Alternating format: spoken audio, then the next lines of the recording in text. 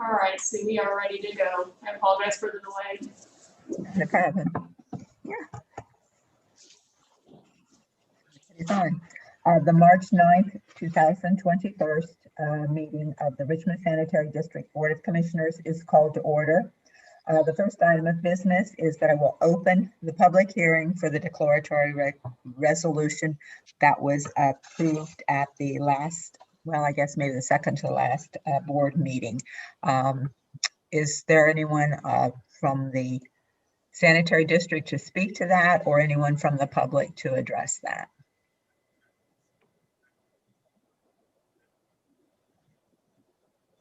Hearing no comments, I guess I can go ahead and close the public meeting on that declaratory resolution.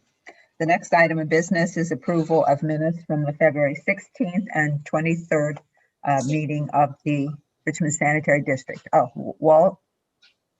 Yes, could we go ahead and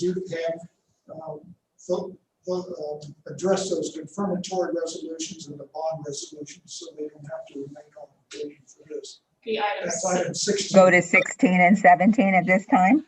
Correct.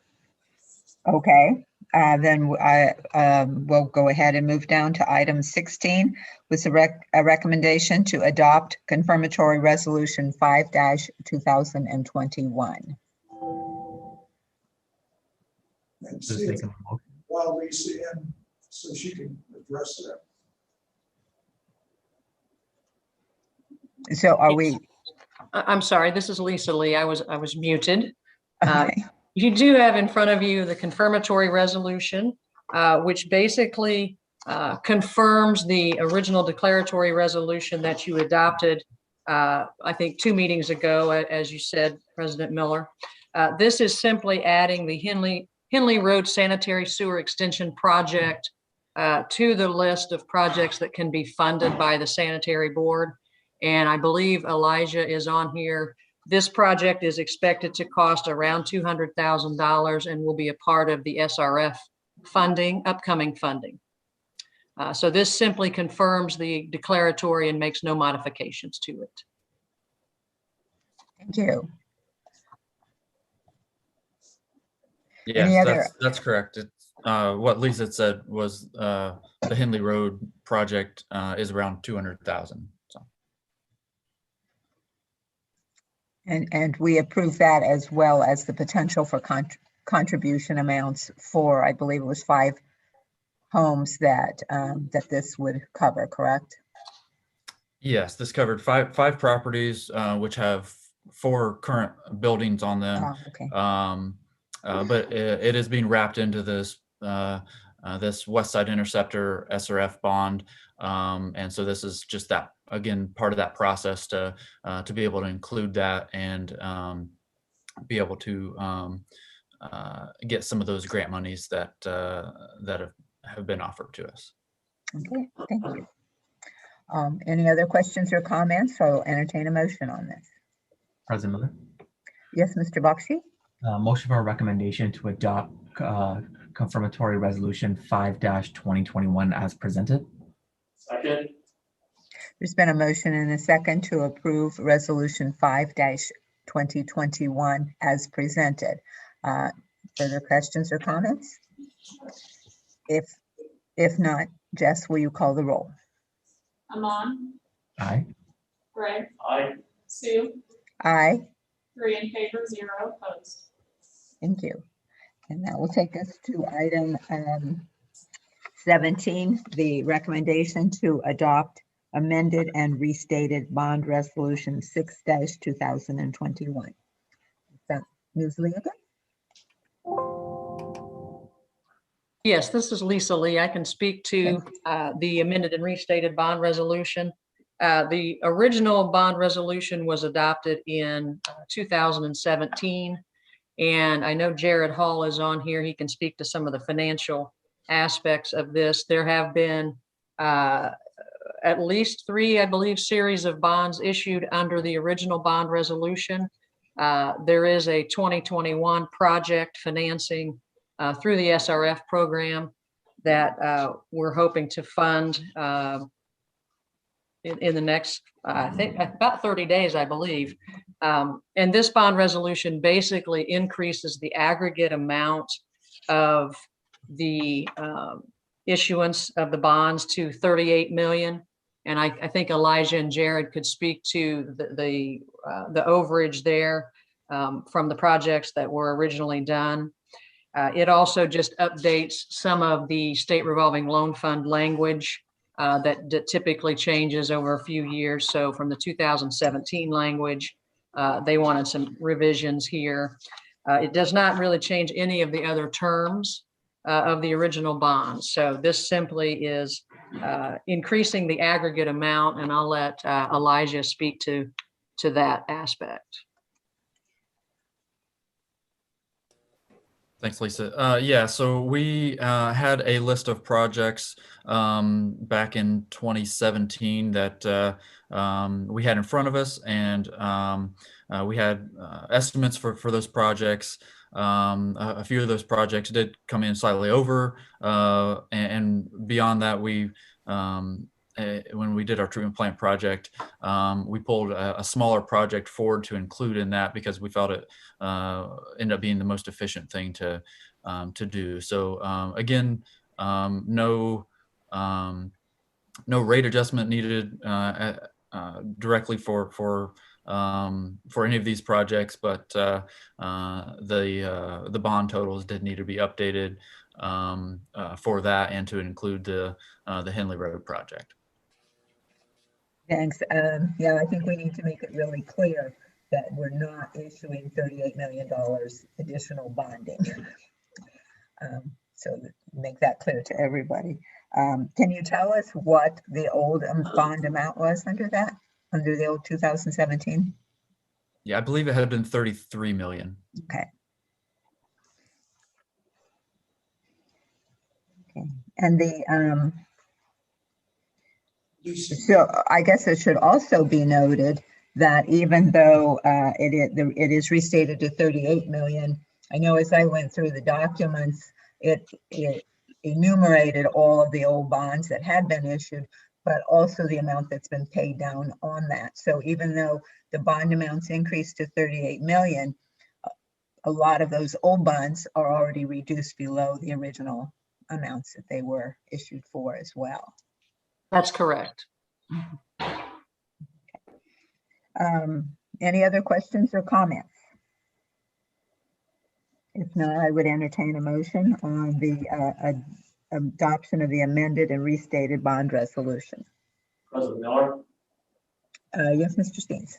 make a motion to adopt amended and restated bond resolution number 6-2021 as presented. Second. There's been a motion and a second to approve the adoption of amended and restated bond resolution 6-2021 as presented. Further questions or comments? Hearing none, Jess, will you call the roll? Amon, Aye. Greg, Aye. Sue, Aye. 3 in favor, 0 opposed. Thank you. And thank you, Lisa Lee, for joining in on our meeting this morning. I will go back then to item number 2, the approval of minutes from February 16th and 23rd of 2020. President Miller. Yes, Mr. Bakshi. Motion for approval of minutes from February 16 and February 23rd, 2020 as presented. Second. There's been a motion and a second to approve the minutes from the February 16th and 23rd of 2020 meetings. Any as presented. Any further questions or comments? That should be 2021. Oh, thank you. 2021.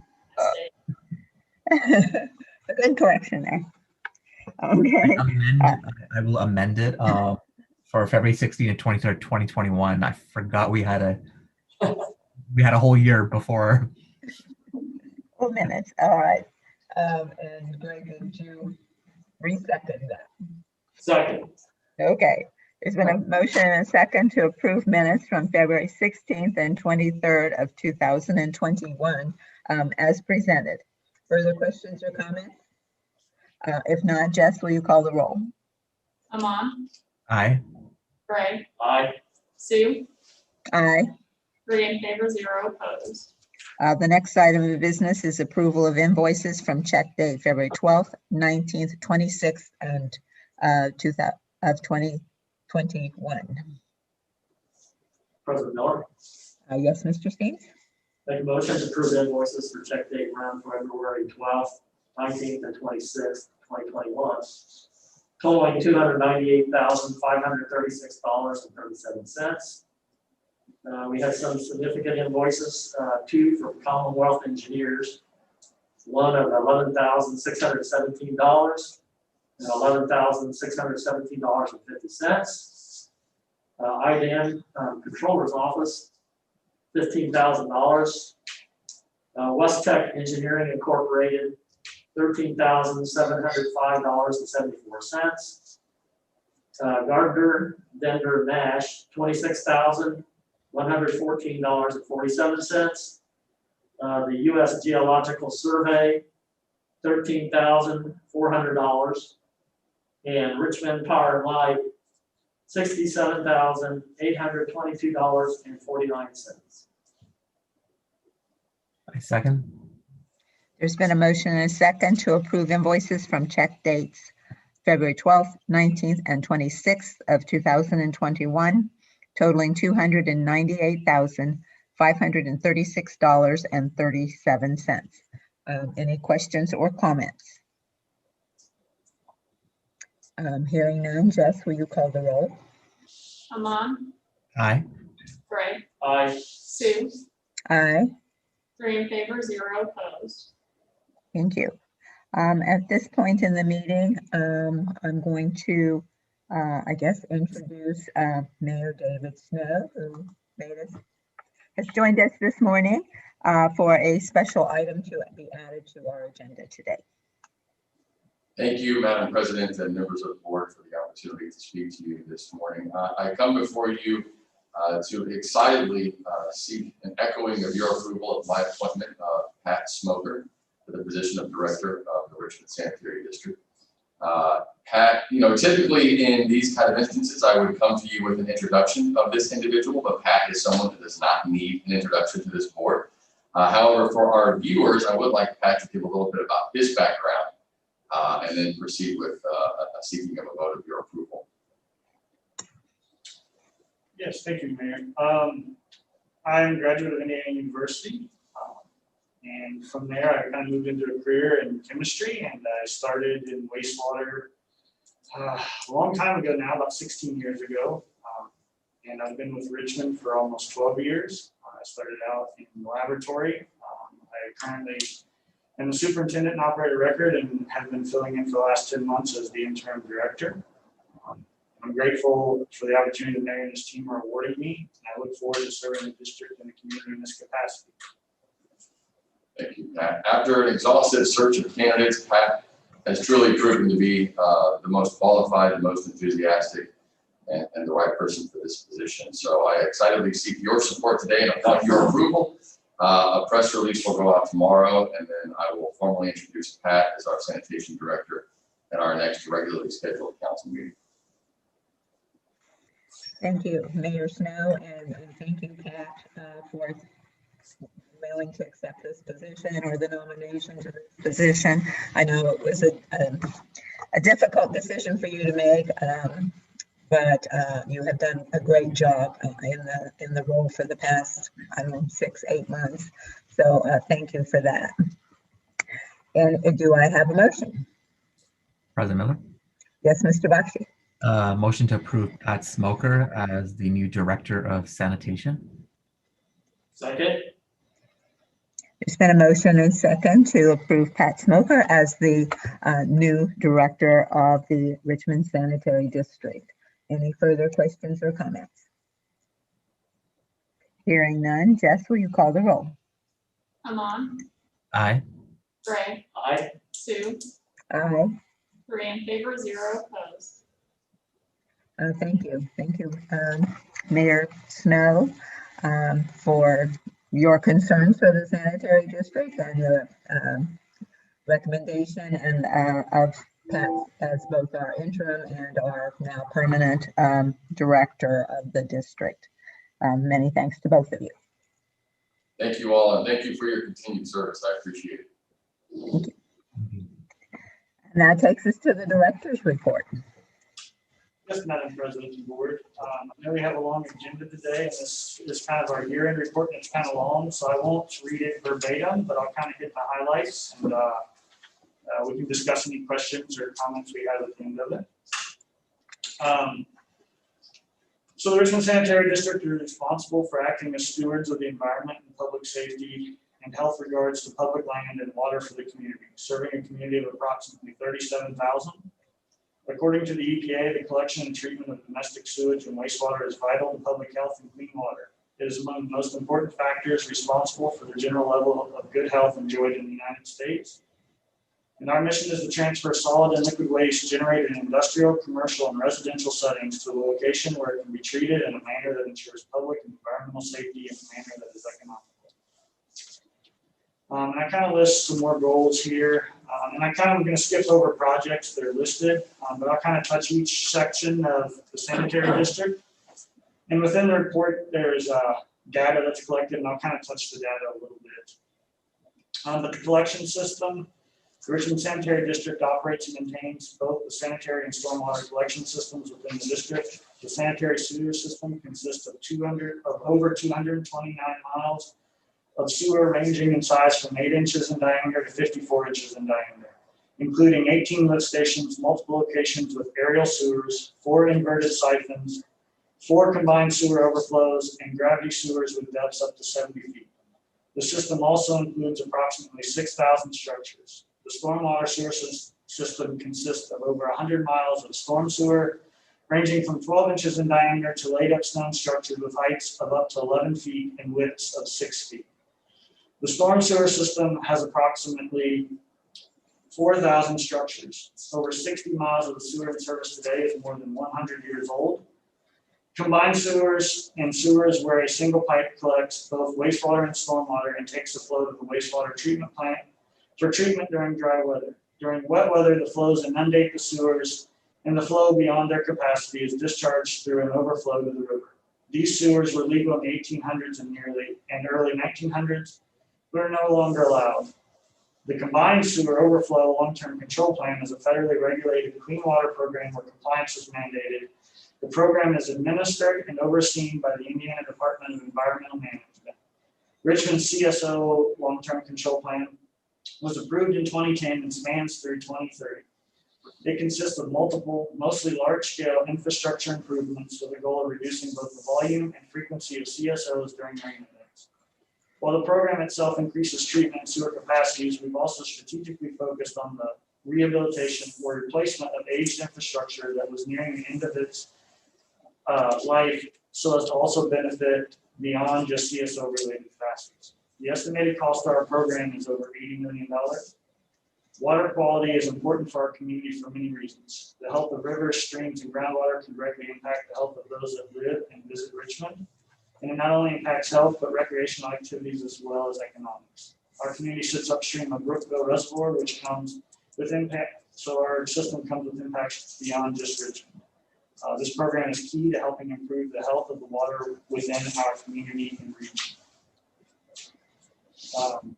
The collection system sewer maintenance, I'll kind of go over which sewer maintenance primary goal is to preventatively avoid or detect problems such as blockages or breaks within the collection system, but they are trained to deal with problems as they inevitably arise on occasions. Equipment such as the SL RAT purchased in late 2019 and the lining of sewers during projects have significantly improved the department's success in maintaining the collection system.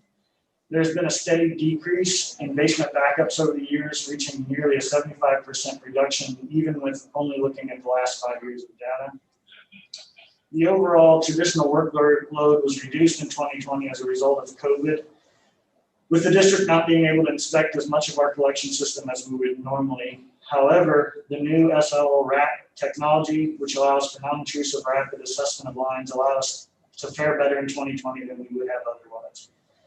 This equipment also set us up in a position to make up lost ground this year. And as this technology does not allow for easy comparisons in previous years, I only laid out 2020's data. But if you can kind of see this, as I went through the data, the feet of collection with that SL rat is only about 50% of what we would normally have tried to inspect during the year. So we only hit about that much.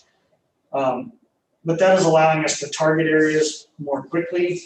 And the feet of system clean, root cut, televised, all that is I would say all of it. Most of that is a product of our inspection. So as we find things, we take care of them. There are occasions, especially found during heavy flows, where we find blockages or trouble areas that we go in and get. But most of this is coming out of our inspections. And with inspection, the rest of the data was also about 50% of what we would see in previous years. The wastewater treatment plant. The Richmond Sanitary District Wastewater Treatment Plant is a Class 4 activated sludge facility and is the 13th largest facility out of the 383 facilities in the state of Indiana. The goal of wastewater treatment is to separate water from contaminants to a level that, once discharged, the water is suitable for full body contact. The contaminants are separated into a biosolid that is stabilized to a point where it can be applied to local farm fields to serve as a nutrient-rich soil. As far as data goes in the plant, normally on the monthly reports I've been giving you, I showed the contaminants in milligrams per liter in concentration. For the yearly report, I moved everything into pounds. It's just a unit that everybody's a little bit more familiar with. But 2020, the wastewater treatment plant treated 4.3 billion gallons of wastewater with an average flow of 11.9 million gallons per day. Both operations and the laboratory must be on site every day of the year. And the overall treatment in 2020 was similar to previous years. The introduction of the rotary drum thickener, which is a project we really completed finally in 2020, it allowed us to better manage our biosolids, which helped the district reduce its yearly violations from around 15 to 2.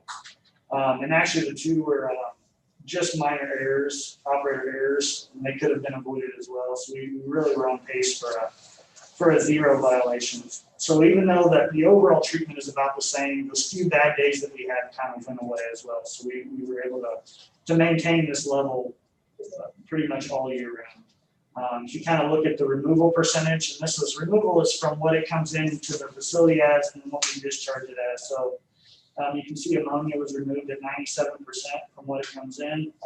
BOD 98%, phosphorus at 85%, and total suspended solids at 99%. And again, we didn't have violations. So the phosphorus you'll see about every month is a little lower than the rest of them. We hope that at the end of this project that we're currently doing at the facility, we'll have a little bit better control of our aeration. It's just a little bit more fine-tuned control. We hope to get that slightly over 90 as well by the end of this year. Biosolids. So again, the contaminants are converted into a biosolid, and that allows the clean effluent to be discharged to the Whitewater River. The parameters removed from the water are converted to a biosolid that undergoes anaerobic digestion to stabilize the waste, which ultimately becomes a nutrient-rich soil that we apply to local farm fields. Over the course of 2020, the district land applied approximately 1,500 dry tons of biosolids, which is about 10 million gallons of wet solids because we apply it wet. The laboratory, the Richmond Sanitary District Laboratory, primarily serves the wastewater treatment facility, the industrial pretreatment program, and the MS4 program. In addition to these programs, the laboratory also runs analyses for a few smaller treatment plants around the area, which generates approximately $20,000 of revenue in 2020. I listed out the number of analyses that are run. This is very typical to previous years that we've seen, so COVID didn't really detriment the laboratory's analysis, and it kind of goes the same with operations. It's mandated that we're there every day of the year. These things are part of our permit, so there's not really a lot of room to not complete these activities. Plant maintenance, staff of 6 of the Richmond Sanitary District is trained to cover a broad spectrum of repairs, including electrical, mechanical, plumbing, concrete, and construction. The staff is responsible for maintaining the wastewater treatment plant and the 18 lift stations in the collection system. The position requires a 4-year apprentice program consisting of numerous skilled technician classes on-the-job training and in-depth manufacturer training of district-specific equipment. Over the years, the staff has been used to go beyond maintenance, completing construction, rehab projects in-house, resulting in significant savings. This department has a small staff, and COVID schedules hindered their ability to complete the same volume of work as is typical. That being said, the staff is critical in maintaining the wastewater treatment plant within regulatory limits. During a time when the current construction project and its resulting loss of capacity has required maximum efficiency from the rest of the facility. I kind of list a comparison to 2019. You'll definitely see the scheduled work. We only got about a third of the normal scheduled maintenance done, so we kind of had to really target priority items there to make sure the plant could run and get through the construction. I know we're going to be working hard to make up lost ground. We've already kind of increased over the last handful of months. We've worked with schedules and got a little bit more people on site all the time. We're hoping that, can catch up. They've been crucial in maintaining the plant during construction. The pretreatment program, the Richmond Sanitary District's pretreatment program is one of 47 federally delegated pretreatment programs in the state of Indiana. Industrial plants are only one of many sources of wastewater discharge in the municipal sewers. Due to volume and process characteristics, industrial discharge has the potential to be contaminated by a variety of toxic or otherwise harmful substances, including high-strength fluid. As such, these types of waste have the potential to harm sewage collection and treatment systems. To protect waste systems, the pretreatment program's task is to design permits and limits for systems to be utilized by industrial users to pre-treat their waste before it enters our collection system, to ensure that we will be able to meet our regulatory limits. New Paris Pike landfill, the Richmond Sanitary District owns and operates one of just a handful of municipal, mostly county owned landfills within the state of Indiana. The New Paris Pike landfill contains approximately 139.6 acres permitted for landfilling, of which 52.5 acres are clay lined and 87.4 use a synthetic liner in addition to the clay liner. The landfill utilizes a liner system, a final cover system, leachate collection systems, gas monitoring, and collection systems with flare, as well as a system of groundwater monitoring wells in order to avoid negative environmental impacts due to disposal of material collected. The landfill collects around 85,000 tons of municipal solid waste and construction debris annually. And I kind of give a breakdown of the waste that we collected, and it's very, very similar to values that I found in the last previous years. And I've kind of talked about this in solid waste, but of the 60,000 solid waste that's collected inside the district, almost 50% of that yearly is from our solid waste department trash trucks. The solid waste department and recycling department are responsible for the residential and commercial curbside collection of garbage and rubbish within defined categories as to what is able to be landfilled and what is recyclable. The transfers from the solid waste department, as I said, comprise nearly 50% of the total tons delivered to the landfill of solid waste. And looking through the yearly loads, and I knew Sue had brought this up before, when I'm delivering the monthly report, I tried to find a rhyme or reason of how the loads kind of move up and down. I really couldn't find one. I did see that the residential and commercial loads typically float plus or minus 20% of this yearly average. I looked seasonally around holidays. I couldn't see a pattern for what made the heavier months versus the lighter months. At this point in time, I'll have to go back a few more years, I think. And I'm not sure that COVID year is a good year to compare to. It seemed like our heaviest months were at the start of COVID, April, May, June. I don't know if it's related to that, but in 2019, that wasn't the case. So I don't know if that skewed the data. But overall, the amount of tons that we picked up were very similar from previous years. As far as recyclables go, I put a comparison to 2017, but newsprint has declined. You'll see significantly as those have largely gone digital. There was a reduced volume in the PET #1 and HDPE color. And speaking with our MRF, they believe that Earlham was a significant contributor of these, but also some of the other school systems as well, with them only being partially in service during that time. We didn't collect as much. And I also wanted to make note that this is what we kind of just, or what we sold back, and that's not quite the same. We have to have, I think it's 20 tons to deliver of a material before we deliver it out. So we kind of stockpile from year to year, you know, if we don't have enough to quite meet a load of a certain type of plastic. So we do have some that is still on hand from last year. So we're hoping that that comes in. I know we just recently awarded the bid for those, for that contract. And I know that we've got our cardboard program coming out this year, so we're estimating that we'll double the tons of cardboard across this year to take that out of the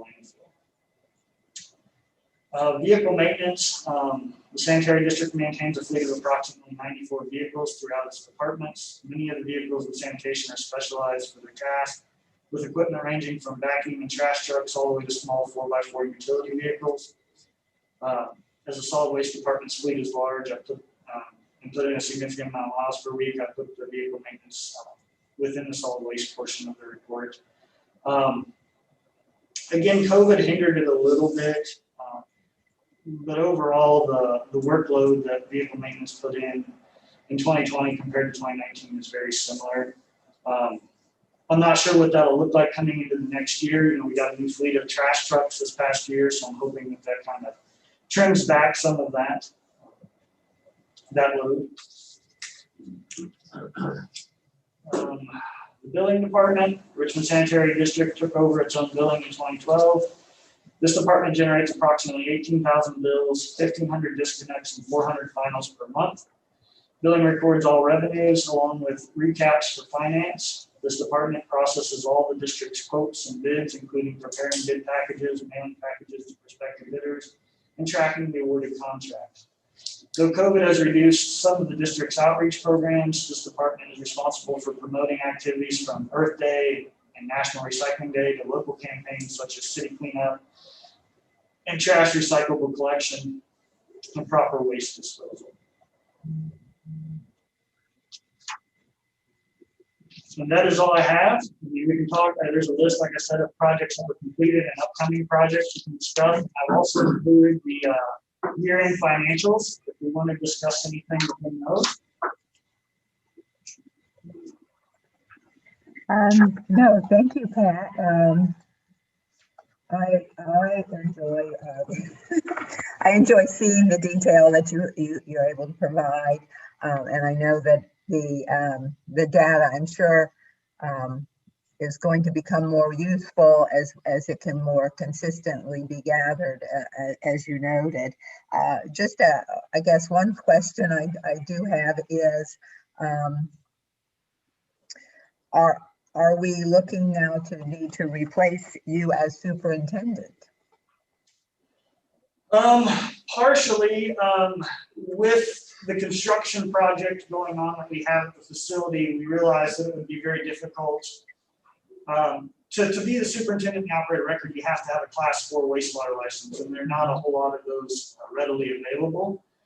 So instead of trying to go out house and find that, Tim Orrell, as you all know, who's our pre-treatment coordinator, he's kind of going to transition and cover a big part of it. He's already the backup operator of record as well, so he's going to step in and cover a large portion of the superintendent duties day to day. In addition to director, I'll probably still be touching a lot of the construction project until he kind of gets fully into that role. And his pre-treatment coordinator duties, Leanne Hahn, who's the assistant pre-treatment coordinator, is going to kind of step into some of those tasks as well and cover that for him. So now it's more like 3 people doing 4 jobs instead of me doing 2. So I think that will free up a lot of time. And with Leanne's old duties as assistant pre-treatment coordinator, a lot of it came with data entry. And they have purchased a new software for this year and an extension of their kind of their cloud-based database that will do a lot of the data entry automatically now. So that will free up a lot of their time as well. So there'll be a couple months still of this transition as we all kind of move a little bit, take a sideways step here. But yeah, Tim Morrow will be doing most of the day-to-day superintendent duties and will serve primarily as the operator of record. Well, I think it certainly helps to have people with a history and knowledge of our specific.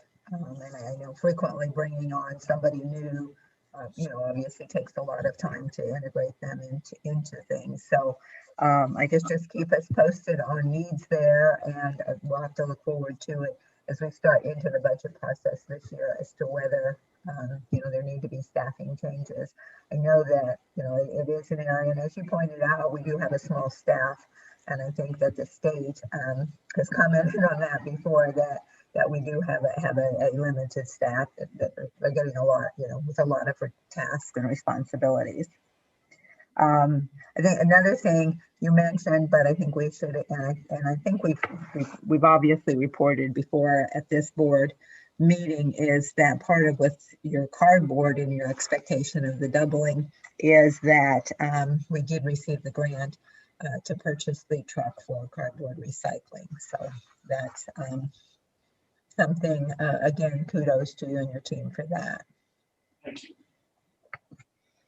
Any other questions or comments on Pat's report? If not, then we will move on to the next item of business, which is to receive bids for the West Side Interceptor Project Division A.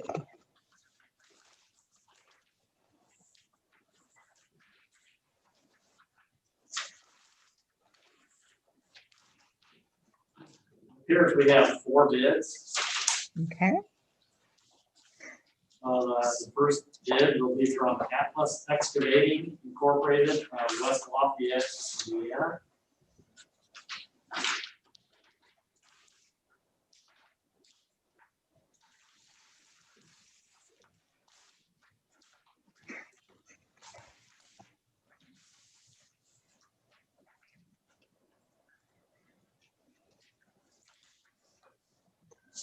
Total base bid, $7,258,400. Alternate bid, $418,084.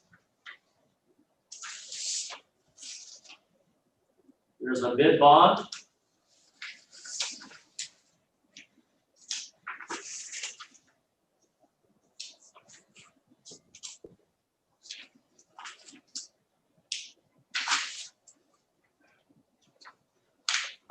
And let's see.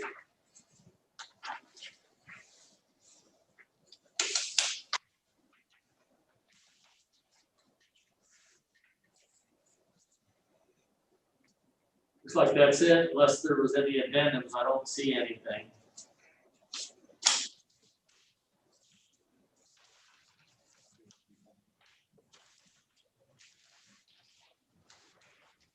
The next bid is from Brackney Incorporated, Brookville, Indiana.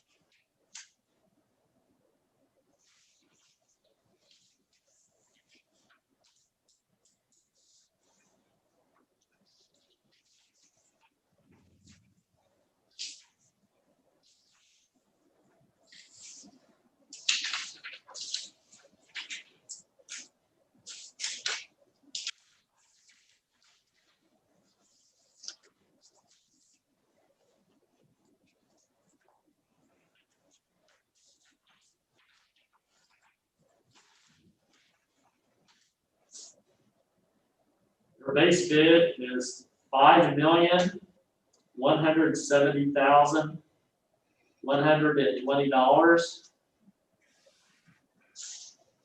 The alternate bid, $131,500.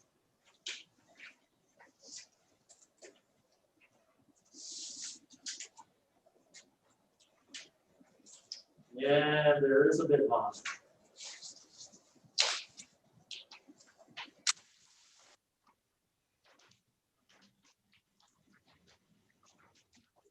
Next bid is from Likens Contracting of Sumter, Indiana.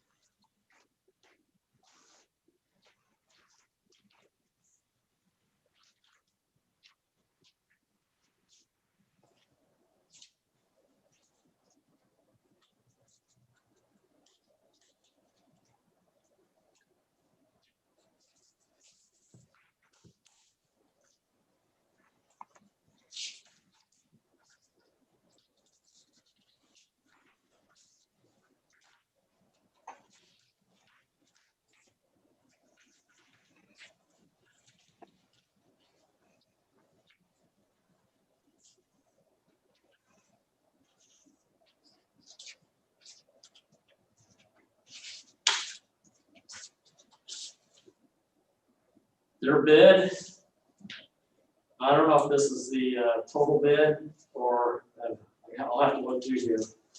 But on the Form 96, their bid is $6,575,107.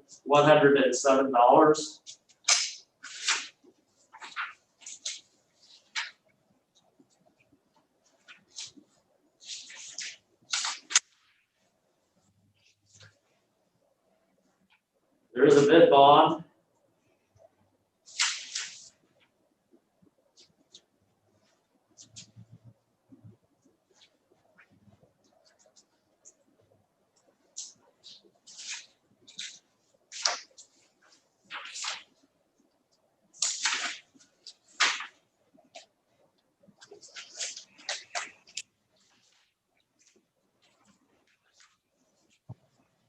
I think we'll need to ask the administration to review that bid to make sure I'm not missing an alternate. I don't see the alternate in there. It might be included in the total bid though.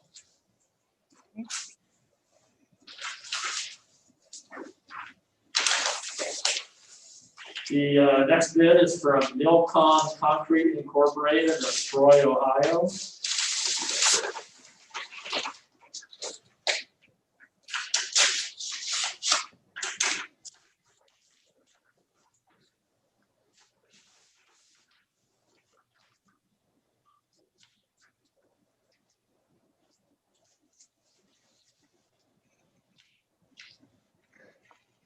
Their total base bid is $6,068,000. Their alternate bid is $153,000.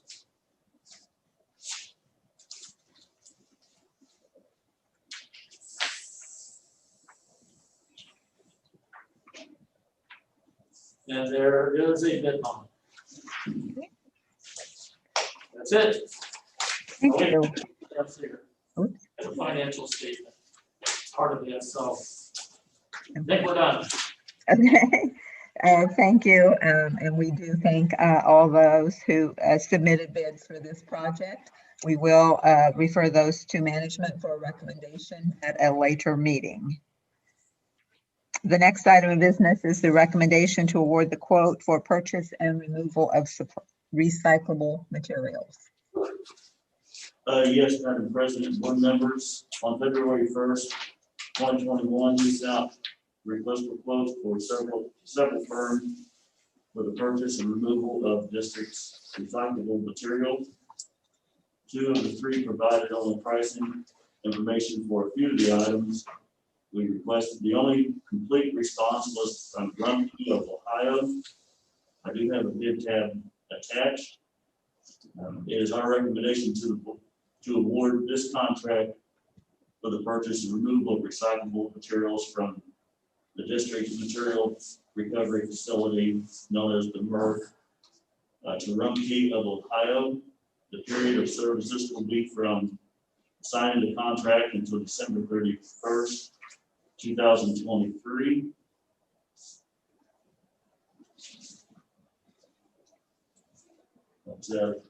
Bid tab is attached. If I need to read those, I can.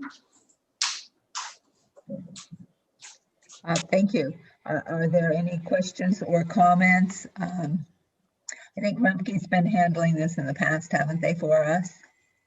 Yeah, she used them for the last several years.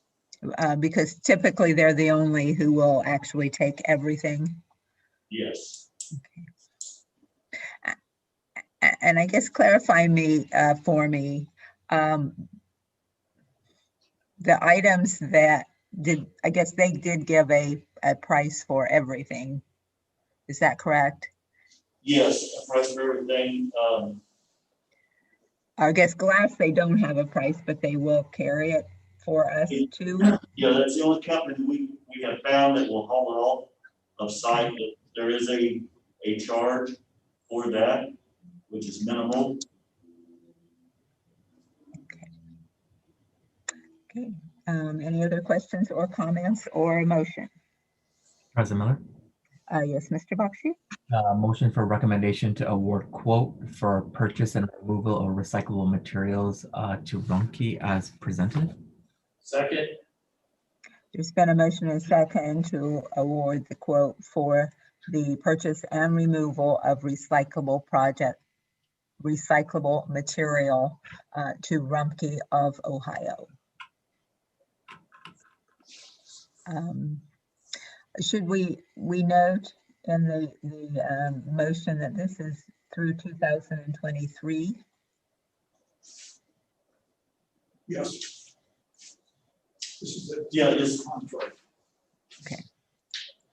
And maybe you said that, Aman, in your, as presented. So let me just restate that there's been a motion to award the contract for purchase and removal of recyclable material to Rumpke of Ohio as presented.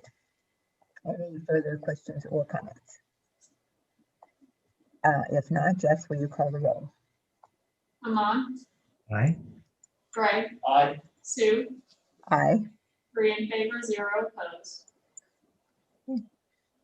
The next item of business is the recommendation to enter into an agreement with Innova Pneumatics.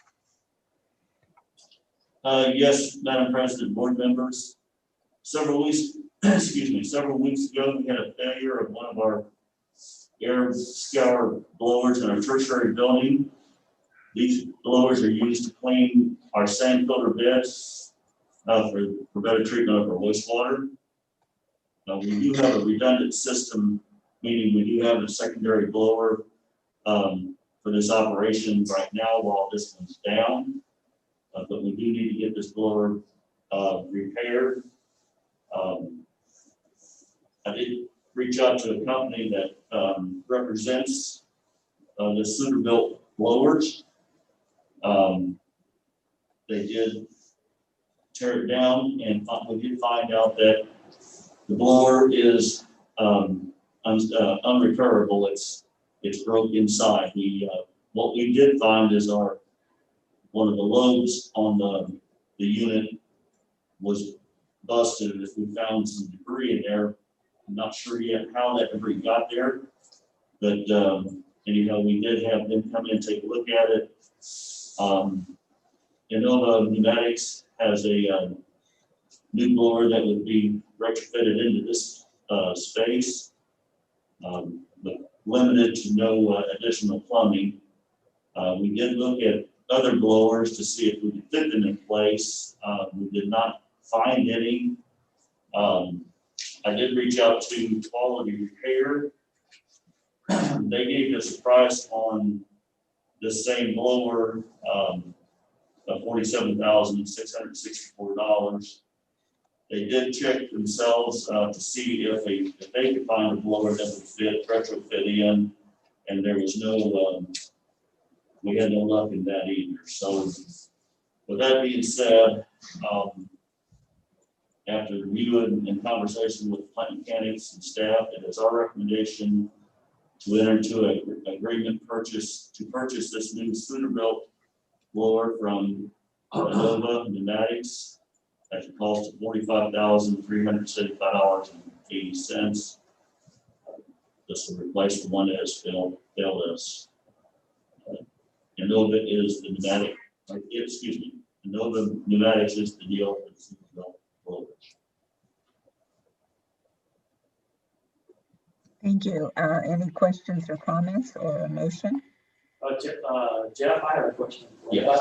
You would have any idea how old that blower was? Yeah, I should have put that in. That blower was installed in 1980, so we're looking, we got quite a bit of life out of it. President Miller, Yes, Mr. Steens? I'll make a motion to enter an agreement to purchase a new Cedar-built blower from Nova Pneumatics at a cost of $45,375.80. Second. There's been a motion and a second to enter into an agreement to purchase a new Suter-built blower from Nova Pneumatics at a cost of $45,375.80. Any further questions or comments? If not, Jess, will you call the roll? Amon, Aye. Greg, Aye. Sue, Aye. 3 in favor, 0 opposed. Thank you. The next item of business is a recommendation to approve wastewater residuals permit number R-CUL 21, 22, 23, and 24 for Cooley Contracting LLC, expiring on 2/1/24. President Miller, Yes, Mr. Boxey? motion for recommendation to approve wastewater residuals permit number R-CUL 21, 22, 23, 24 for Cooley Contracting LLC, which expires on 2/1/2024. Second. There's been a motion and a second to approve permit number R-CUL 21, 22, 23, and 24 with Cooley Contracting LLC that will expire on February 1st of 2024. Any further questions or comments? If not, Jess, will you call the roll? Amon, Aye. Greg, Aye. Sue, Aye. 3 in favor, 0 opposed. Thank you. The next item of business is a recommendation to approve wastewater residuals permit number R-ADS 21, 22, 23, and 24 for advanced septic and sewer, which will also expire on 2/1/24. President Miller, Yes, Mr. Boxey? motion for a recommendation to approve wastewater residuals permit number R-ADS 21, 22, 23, 24 for advanced septic and sewer, which expires on 2/1/2024. Second. There's been a motion and a second to approve wastewater residuals permit number R-ADS 21, 22, 23, and 24 with advanced septic and sewer that will expire on February 1st of 2024. Further questions or comments? If not, Jess, will you call the roll? Amon, Aye. Greg, Aye. Sue, Aye. 3 in favor, 0 opposed. The next item of business is recommendation to approve wastewater discharge permit number R4-11-0423 for Total Clean Inc., expiring on 4/23/23. President Miller, Yes, Mr. Boxey? recommendation to approve wastewater discharge permit number R4-11-0423 for Total Clean Incorporated, expiring 4/23/2023. Second. There's been a motion and a second to approve wastewater discharge permit number R4-11-0423 for Total Clean Inc., expiring 4/23/23. Any questions or comments? If not, Jess, will you call the roll? Amon, Aye. Greg, Aye. Sue, Aye. 3 in favor, 0 opposed. Thank you. The next item of business is the recommendation to approve amendment number 1 to contract 8-2018 with Andrews Engineering.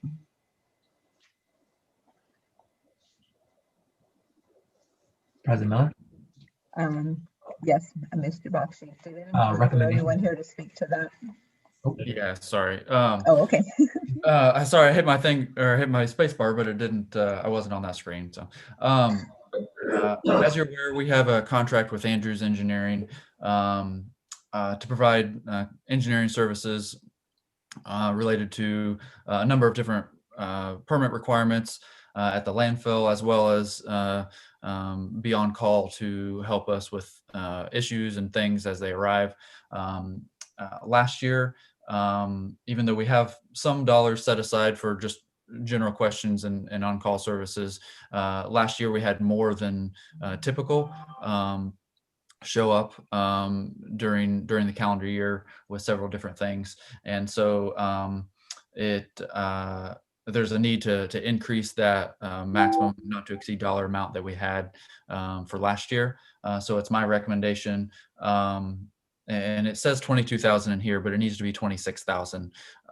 So it's my recommendation to approve amendment number 1 to contract 8-2018 with Andrews Engineering for additional on-call professional engineering services for calendar year 2020, using the same scope as the original contract, but with an additional $22,000 added to the not to exceed amount. And payment will still be made on based on the hourly time worked.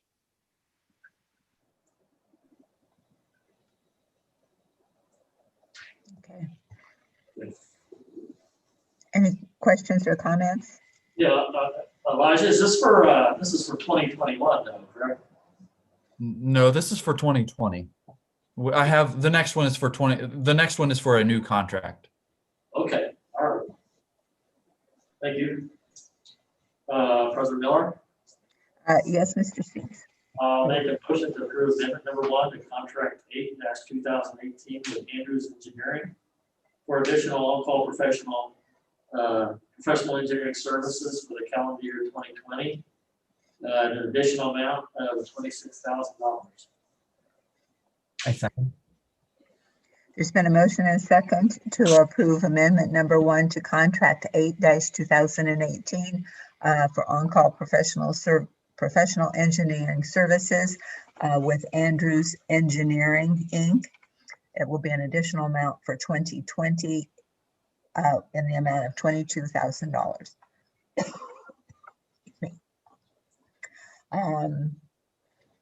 Any other comments on that? Yeah, Sue, I believe it's $26,000. Oh, 26,000, sorry. I didn't have my little typer going. Okay, with an additional 26,000 and not to exceed. Any further questions or comments? If not, Jess, will you call the roll? Amon, Aye. Greg, Aye. Sue, Aye, 3 in favor, 0 opposed. thank you. And then the next item of business is recommendation to enter into an agreement for on-call engineering for the landfill.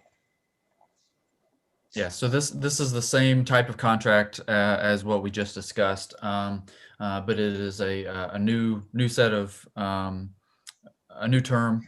So this would be for contract year 2021, 22, and or 2021 with options to renew for 2022 and 2023. So it's my recommendation to enter into an agreement with Andrews Engineering Incorporated for on-call professional engineering services for calendar year 2021 with options to renew for 2022 and 23 for the attached scope of work, and payment will be made on an hourly basis for a fee not to exceed $68,400 in 2021, $69,400 in 2022, and $71,900 in 2023. And those discrepancies or differences are really based on different things that are required during each individual year. So some years have greater air permit requirements or greater water permit requirements. So the testing and work that goes along with that varies a little bit from year to year. So that's why you see the differences in those numbers.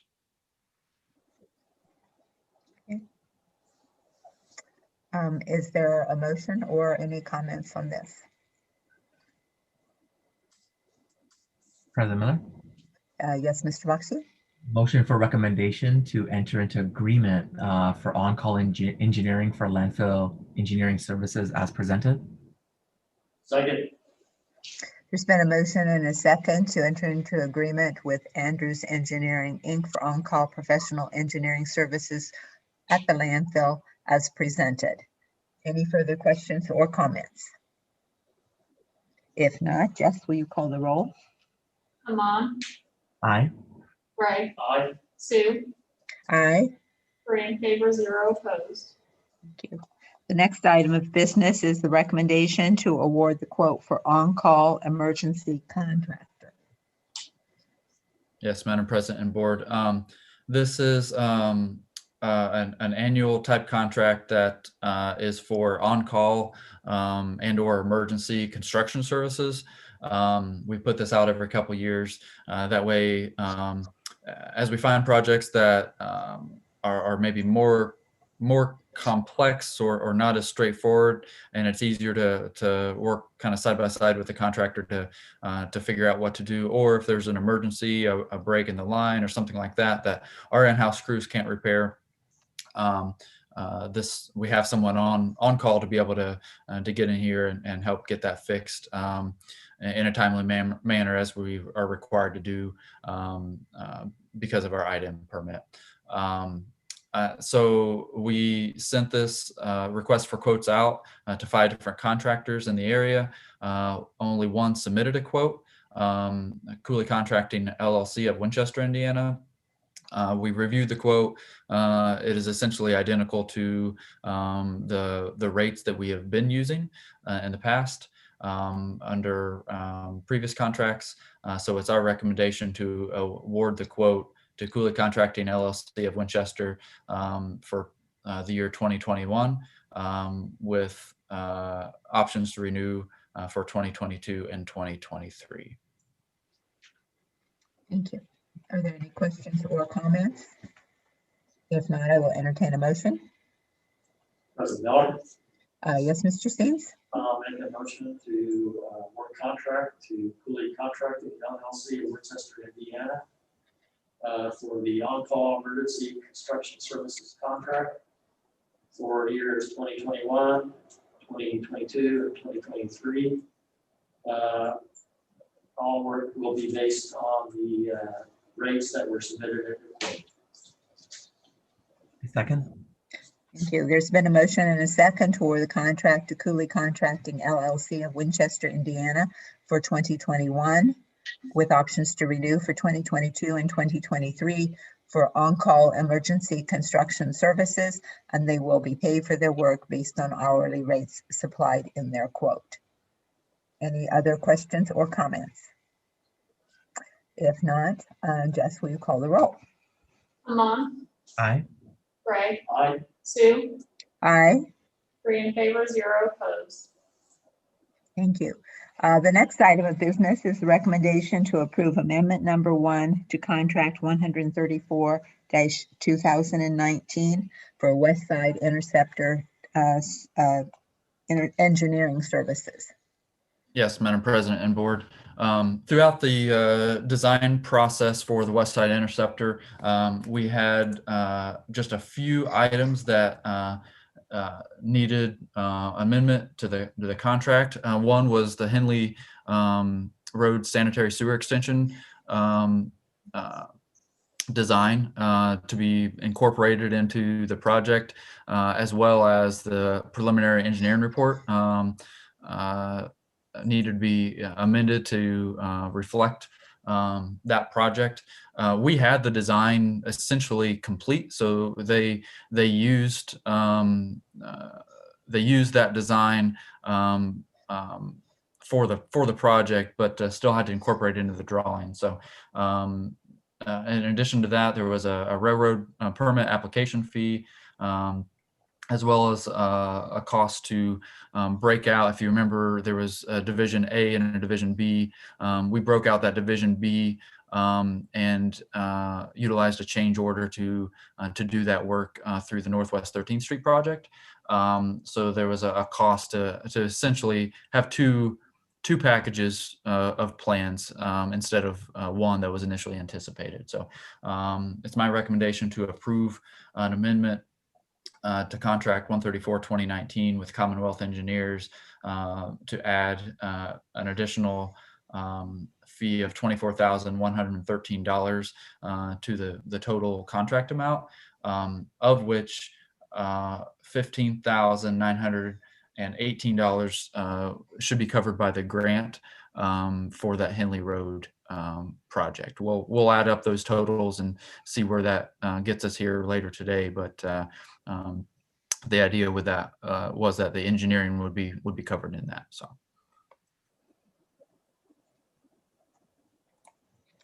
Thank you. Any other questions or comments, or I will entertain a motion? President Miller, Yes, Mr. Bakshi.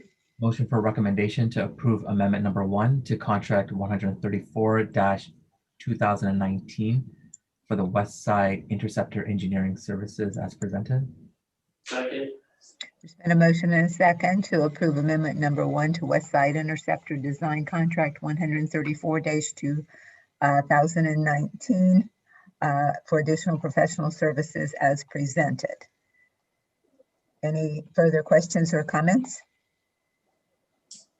If not, Jess, will you call the roll? Amon, Aye. Greg, Aye. Sue, Aye. 3 in favor, 0 opposed. Thank you. We have completed items 16 and 17 already, so that takes us to the project status update. Did we miss the- There. Did I miss something?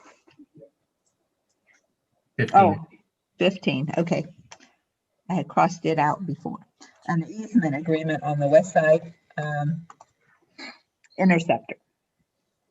Yes, Madam President and Board.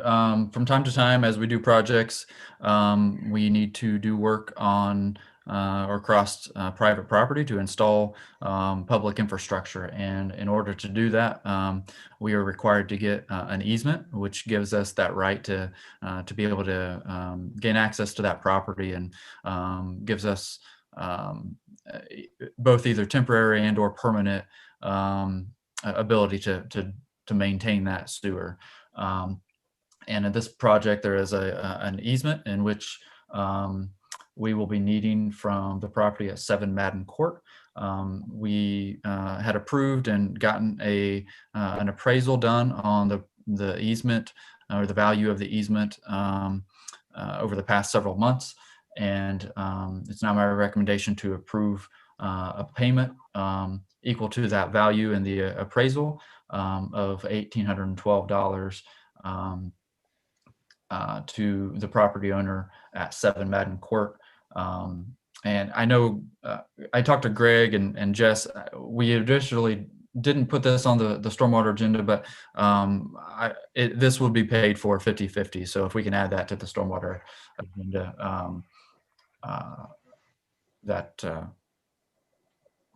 that would be great. Thank you. Any other questions or comments on this item? If not, I will entertain a motion. President Miller, Yes, Mr. Steens. make a motion to approve payment of up to $1,812 to Emily Stevens in return for an easement, a utility easement located at 7 Madden Court. And this is required for the West Side Interceptor project. 50% of the cost will come from sanitary sewer funds. Second. Thank you. There's been a motion and a second to approve payment of up to $1,812 to Emily Stevens in return for an easement located at 7 Madden Court and is required for the West Side Interceptor project. The cost will be paid for 50% sanitary sewer funds. Any other questions or comments?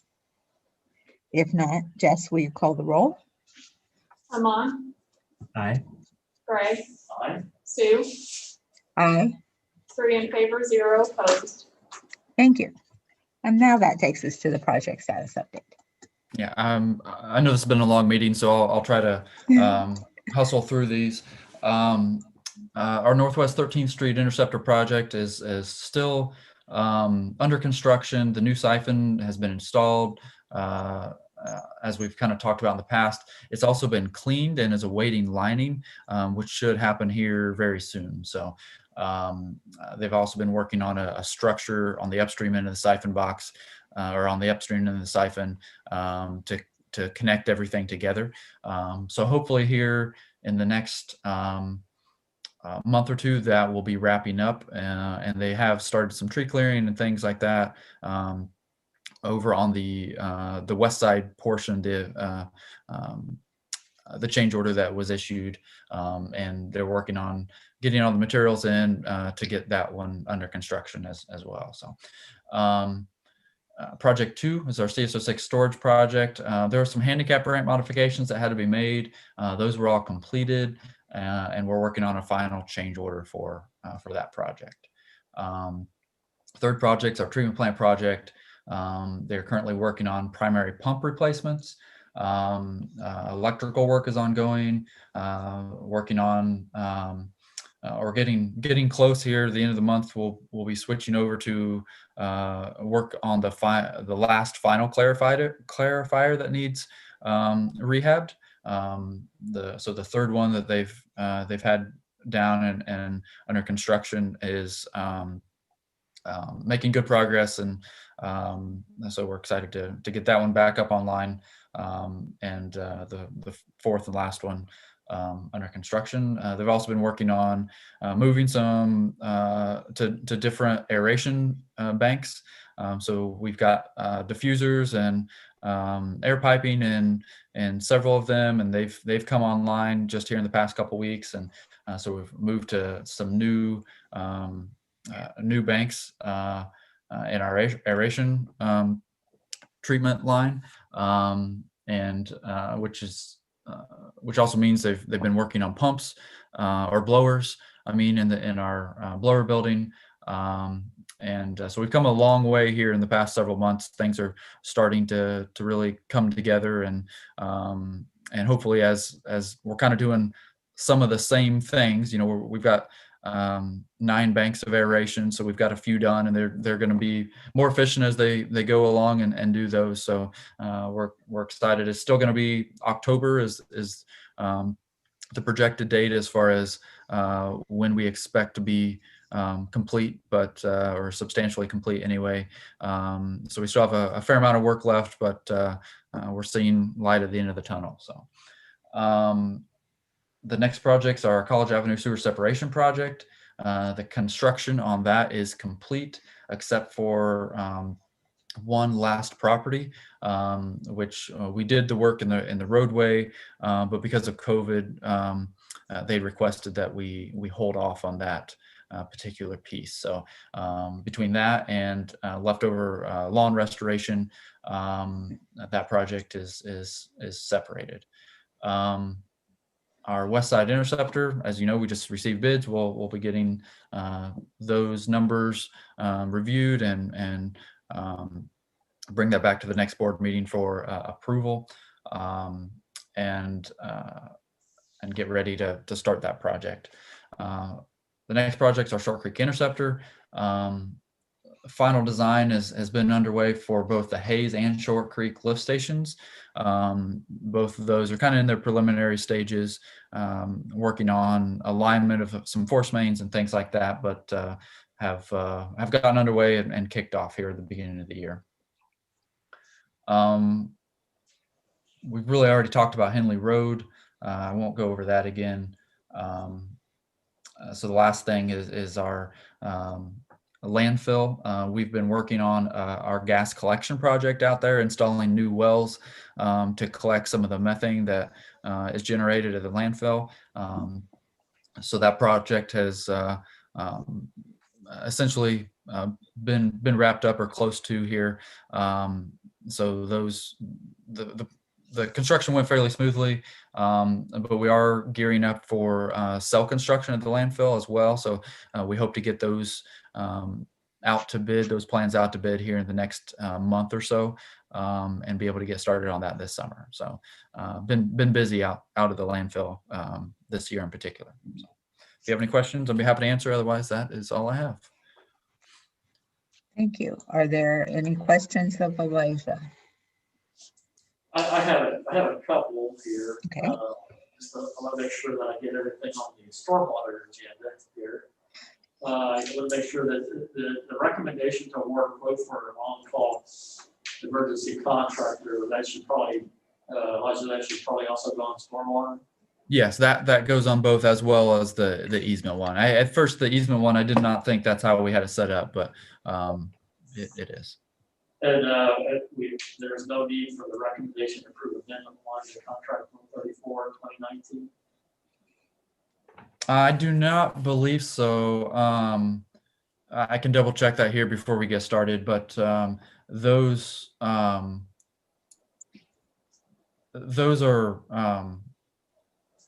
being paid entirely with sanitary funds. The project is, but I will double check that here before we get started, and as we get into it, I'll let you know. Okay, thank you.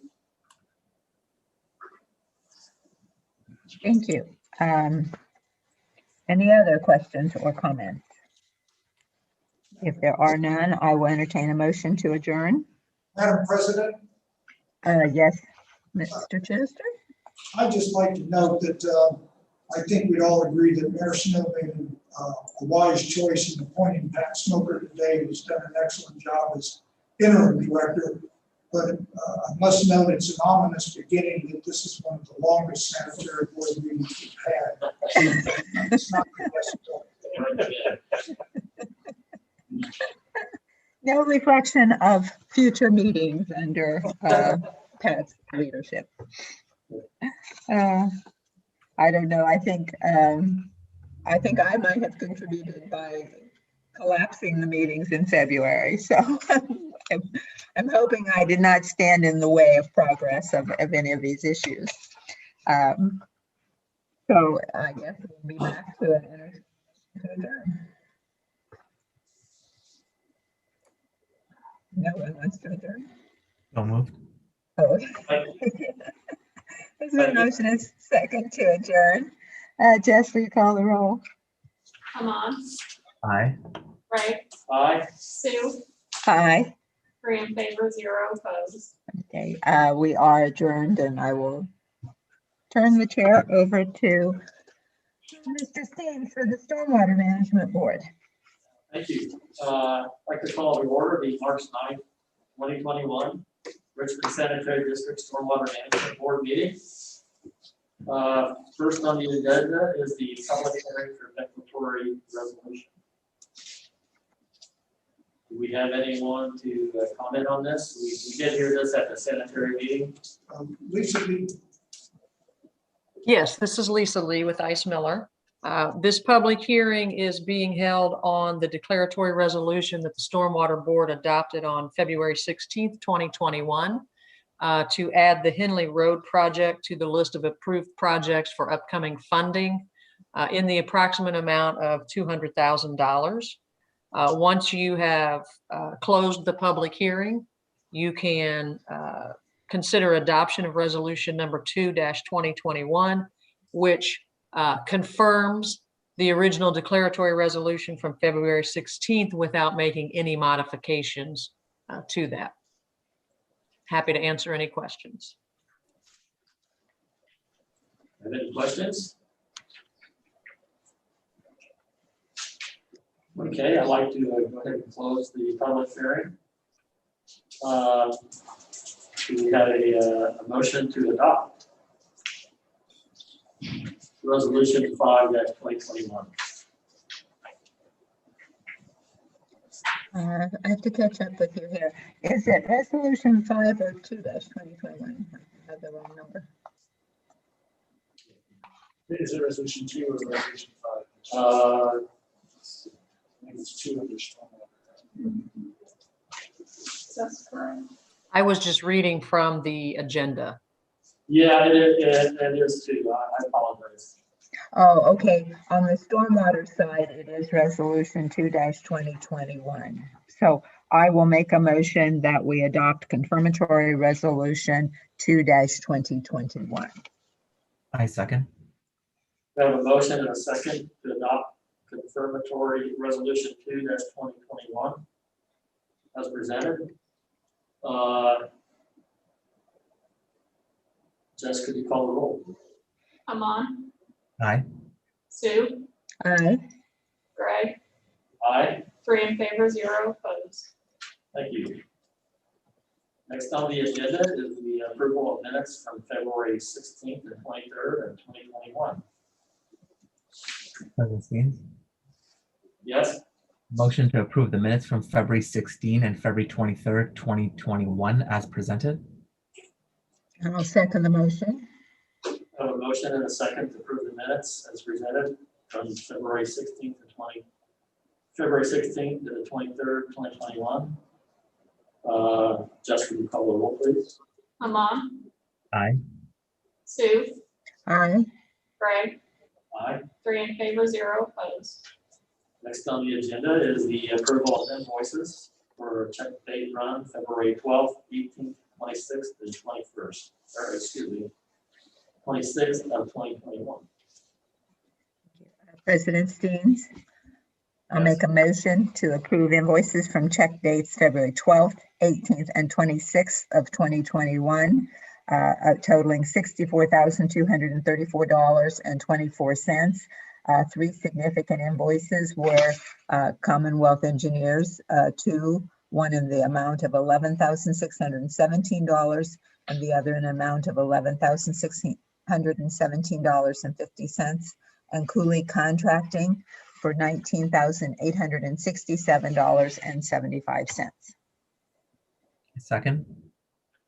So a motion and a second to approve invoices for February 12th, 18th, 26th, 2021, totaling $64,234.24. Jess, could you call the roll, please? Amon, Aye. Sue, Aye. Greg, Aye. 3 in favor, 0 opposed. Next on the agenda is the recommendation approving amendment number 1 to contract 134, 2019 for the West Side Interceptor Engineering Services contract. Yes, so I think this is the one you'd asked me about, and I did. That's correct. Yeah, it's not muted himself. Elijah, we can't hear you. Sorry. You're okay.